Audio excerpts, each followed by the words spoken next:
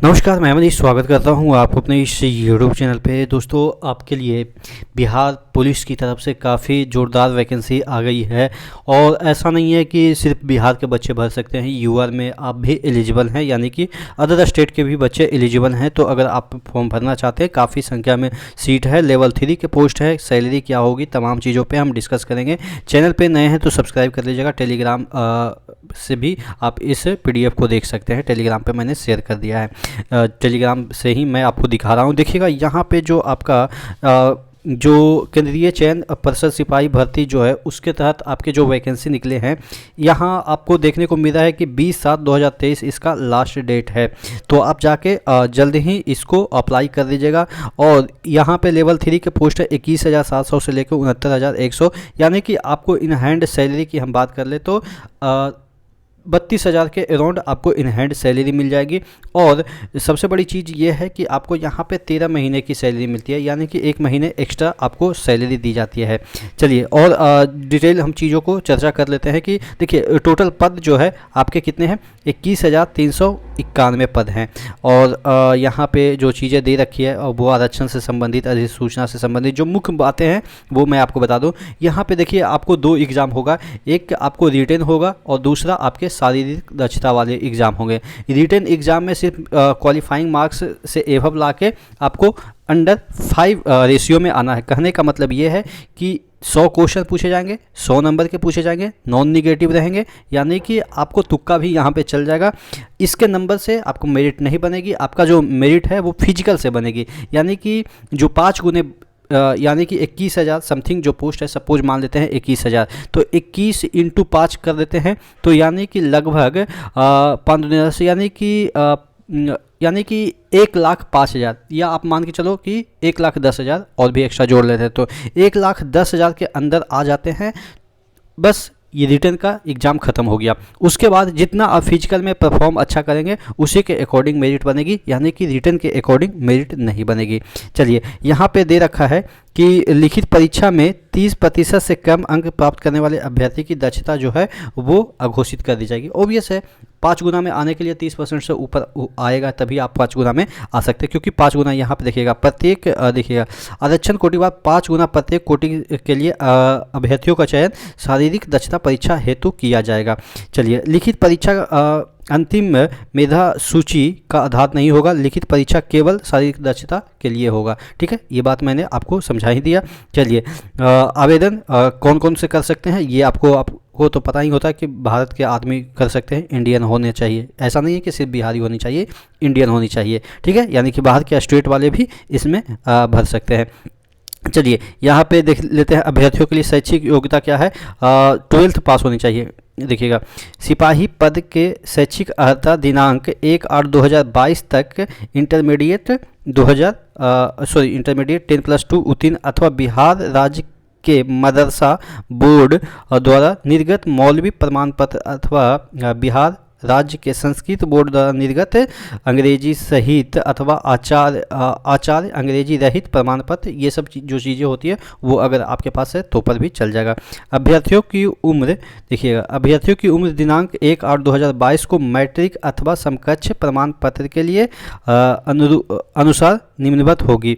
सामान्य के लिए कितना है, 18 से 25 वर्ष। पिछड़ा वर्ग के लिए कितना है, 27 वर्ष 18 से। और पिछड़ा वर्ग एवं अत्यंत पिछड़ा कोटि के महिलाओं के लिए जो कितना है, 28 वर्ष। तो इस तरीके से आप देख सकते हैं कि जो आपका आरक्षण है वो क्या होती है, आरक्षण में कितना कितना आपको एज लिमिट मिल जाएगी। चलिए, ऊंचाई के लिए आपको यहाँ पे दे रखा है कि ऊंचाई कितनी होनी चाहिए। देखिएगा, सामान्य वर्ग और BC के लिए जो आपका है, जो आपका पुरुषों के लिए 165 है। ठीक है, अत्यंत पिछड़ा वर्ग पुरुषों के लिए ये 160 है। अनुसूचित जातियों के लिए जो है वो आपके यहाँ पे देखिएगा जाति के लिए पुरुष के लिए 160 दे रखा है। सभी वर्ग की महिलाओं अभ्यर्थियों के लिए 155 दे रखा है। ठीक है, सीना सिर्फ पुरुषों के लिए होता है, यह बिना फुलाए 81 और फुला के 65 होनी चाहिए। अत्यंत पिछड़ा वर्ग के लिए बिना फुलाए 81 और फुला के 86 होनी चाहिए। अनुसूचित जाति यानी कि SC ST की हम बात कर लेते हैं तो बिना फुलाए 79 और फुला के 84 होना चाहिए। महिला अभ्यर्थियों के लिए सीना कोई मायने नहीं रखता है। वजन सभी वर्गों के लिए देखिएगा, यहाँ सभी वर्ग के महिलाओं उम्मीदवार के लिए 48 किलो होना आवश्यक है और उसके बाद किन्नर वगैरह के लिए भी दे रखा है। नियुक्ति की प्रक्रिया, प्रथम जो चरण होगा वो लिखित होगा और ये आपके 100 नंबर के होंगे और क्वेश्चन जो होंगे वो मैट्रिक स्तर के होंगे। यहाँ पे देखिएगा मैट्रिक स्तर के 100 क्वेश्चन होंगे। यहाँ पे 100 प्रश्न जिसमें कि प्रत्येक सही उत्तर के लिए 1 अंक दिए जाएंगे। OMR बेस्ड होगा, यानी कि आपको ये CVT बेस्ड नहीं होगा, जो आपके पेपर पे जो होते हैं उस पे ही होगा।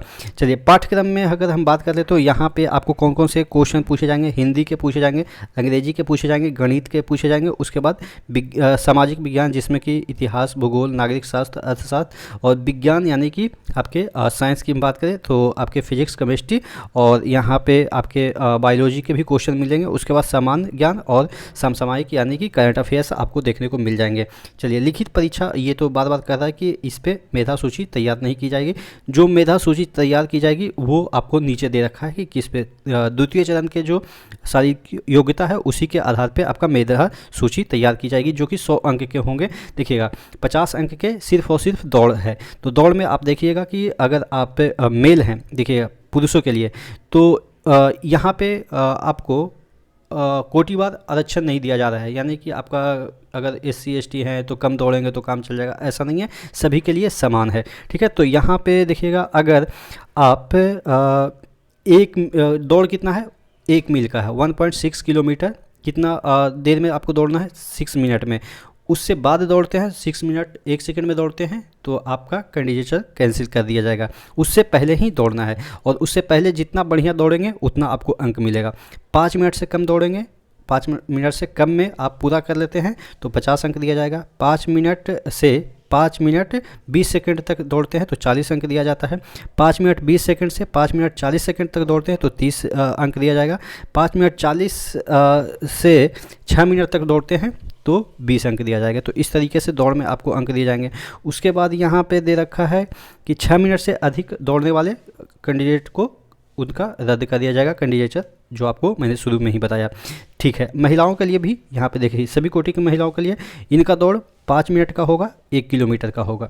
अब इसमें भी 4 मिनट से कम समय में अगर दौड़ते हैं तो 50 अंक दिया जाएगा। 4 मिनट 40 सेकंड 4 मिनट से और 4 मिनट 20 सेकंड के बीच दौड़ते हैं तो आपको 40 अंक दिया जाएगा। उसी तरीके से 4 मिनट 20 सेकंड से अधिक और 4 मिनट 40 सेकंड से कम में तक दौड़ते हैं तो आपको 30 अंक दिया जाएगा। उसी तरीके से 4 मिनट 40 सेकंड से अधिक एवं 5 मिनट तक दौड़ते हैं तो आपको 20 अंक दिया जाएगा। तो इस तरीके से आपको दौड़ में अंक दिया जाएगा। उसके बाद गोला फेंक है, गोला फेंक में 25 अंक मिलेंगे मैक्सिमम। और देखिएगा कितना देखिएगा यहाँ पे सभी कोटि के पुरुषों के लिए 16 पाउंड का गोला न्यूनतम 16 फीट फेंकना होगा।